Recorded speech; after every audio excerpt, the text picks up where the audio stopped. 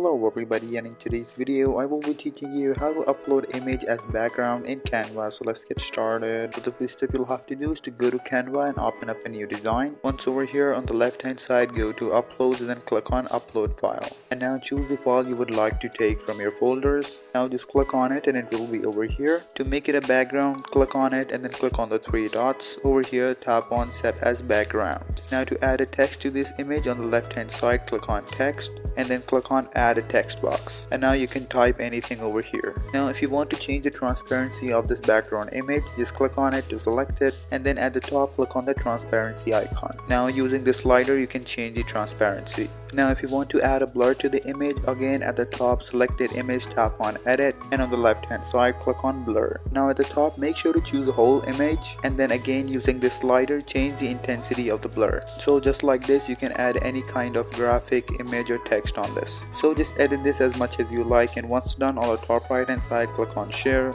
tap on downloads and tap on download once more, and there you go. If you guys found this video helpful, make sure to leave a like and subscribe to our channel. I'll see you all in the next one. Goodbye.